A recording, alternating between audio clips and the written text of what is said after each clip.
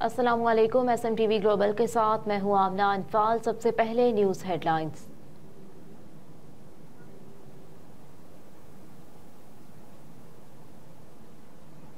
शब मेराज मुल्क भर में आज अकीदत व एहतराम से मनाई जाएगी।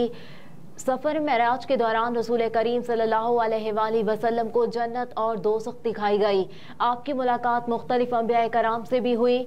हर नमाज भी फ़र्ज हुई। इसी सफ़र में उम्मत मोहम्मदिया पर नमाज भी फ़र्ज हुई।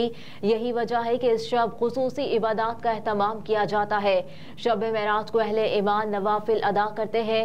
दरूदो सलाम और नात खानी की महफिलें सजाई जाती हैं।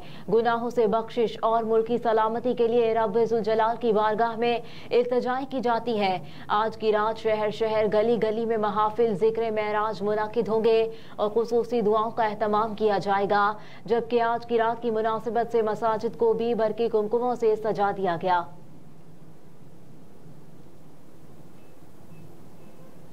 इलेक्शन से एक रोज कबल बलोचिस्तान के 2 अजला में इंतखाबी दफातर के बाहर धमाके, 28 अफराद जाँ बहक हो गए। बलोचिस्तान में पहला धमाका जिला पशीन के इलाके खानुजई में हुआ, जिसमें 15 अफराद जाँ बहक हो गए, जबकि दूसरा धमाका किला सैफुल्ला में JUIF के दफ्तर के बाहर हुआ, जिसमें 13 अफराद जाँ बहक हो गए। खानुजई में होने वाले धमाके के बाद इलाके में खड़ी मोटरसाइकिलें तबाह हो गई। धमाके के नतीजे में मुतादिद अफराद जख्मी हुए, जबकि 15 अफराद के जाँ बहक होने की तस्दीक हुई।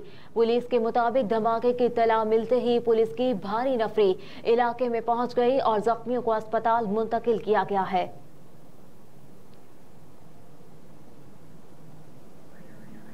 निगरान वज़ीर आज़म अनवारुल हक काकड़ ने जिला पशीन के इलाके खानुजई और किला सैफुल्ला में धमाकों की मजम्मत की है। इन वाकयात से मुतालिक अपने बयान में निगरान वज़ीर आज़म ने कहा कि अमन व अमान की सूरत हाल को सबूताश करने की हर कोशिश को नाकाम बनाया जाएगा। निगरान वज़ीर आज़म अनवारुल हक काकड़ ने कहा कि हुकूमत आम इंतखाबात के पुरअमन इनेकाद के लिए पुरअज़्म है। निगरान वज़ीर आज़म ने धमाकों के नतीजे में कीमती जानों के ज़िया पर अफसोस का इजहार किया।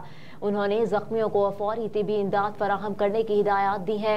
चीफ सेक्रेटरी बलोचिस्तान से वाकयात की रिपोर्ट भी तलब कर ली गई है।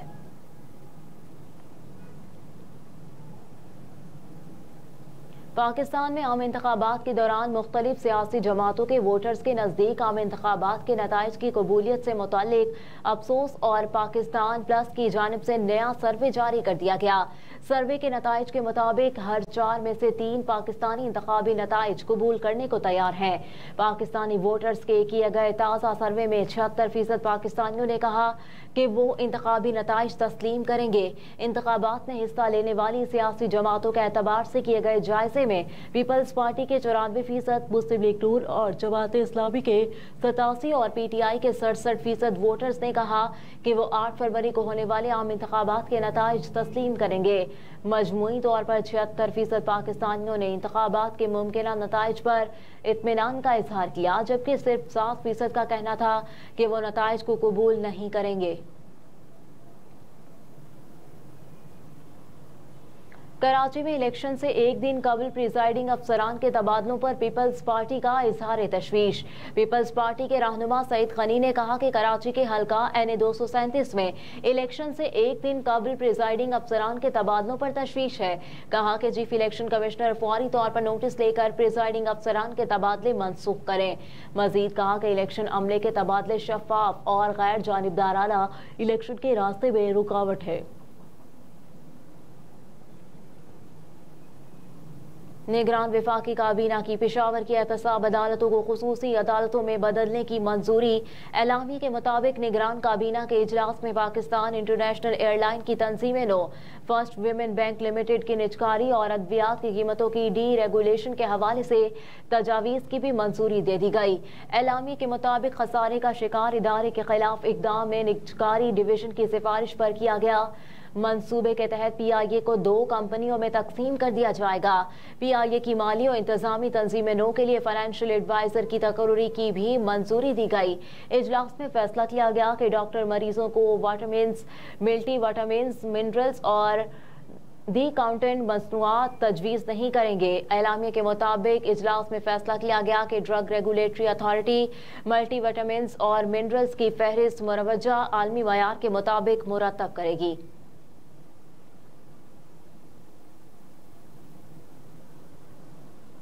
इस्लामाबाद हाई कोर्ट ने निगरान हुकूमत को FPR की रीस्ट्रक्चरिंग से रोक दिया। इस्लामाबाद हाई कोर्ट के जस्टिस मियां गुल हसन औरंगजेब ने FPR अफसर की दरखास्त पर समाअत की, जिसमें दरखास्त गुजार ने मौक़िफ़ इख्तियार किया कि FPR की रीस्ट्रक्चरिंग निगरान हुकूमत का मैंडेट नहीं है। निगरान हुकूमत को FPR की रीस्ट्रक्चरिंग से रोका जाए।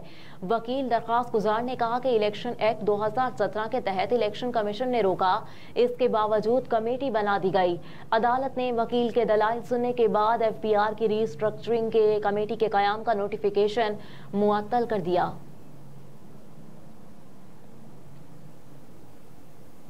S&P ने इलेक्शन के बाद पाकिस्तान की रेटिंग बेहतर होने का इम्कान जाहिर कर दिया। ब्लूमबर्ग की रिपोर्ट के मुताबिक नई हुकूमत के सख्त रिफॉर्म्स जारी रखने के अज़्म से पाकिस्तान की ग्लोबल रेटिंग बेहतर होगी। ब्लूमबर्ग के मुताबिक अवामी मैंडेट और अहम इदारों के साथ लेकर चलने वाली हुकूमत को IMF फंडिंग के इम्कानात ज्यादा होंगे। ब्लूमबर्ग ने कहा कि पाकिस्तान की मौजूदा CCC+ रेटिंग बैंक से एक ज़ेना नीचे है। S&P की CCC रेटिंग डिफॉल्ट का खदशा जाहिर करती है।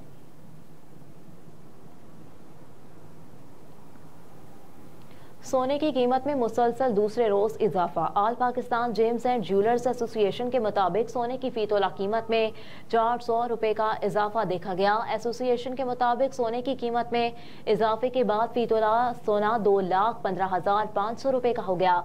इसके अलावा 10 ग्राम सोने का भाव 343 रुपए इजाफे से 1,84,756 रुपए है। दूसरी जानिब आलमी बाजार में सोने का भाव $5 इजाफे से $2,033 फी औंस है। और IMF जुम्मे तक गर्दिशी कर्जे और बिजली निर्खों के हुकूमती मंसूबों की मंजूरी देगा। दोनों की जानिब से मुस्बत जवाब आ जाएगा। तहम IMF के वाशिंगटन में आला अफसरान ने पावर टैरिफ के हवाले से निगरान हुकूमत की हिकमत अमली पर सवालात उठाए हैं। गर्दिशी कर्जे में कमी के मंसूबे पर IMF के फैसला साजों ने कोई ज्यादा तवज्जो नहीं दी। अदाद-ओ-शुमार पर मबनी डेटा मिलने के बाद IMF से जुम्मे तक मंजूरी मुतवक्के है। IMF ने power information technology company PITC से भी पावर टैरिफ का डेटा मांगा है। हेडलाइंस आप जान चुके हैं। न्यूज स्टूडियो से फिल वक्त इतना ही। आप देखते रहिए SM TV ग्लोबल।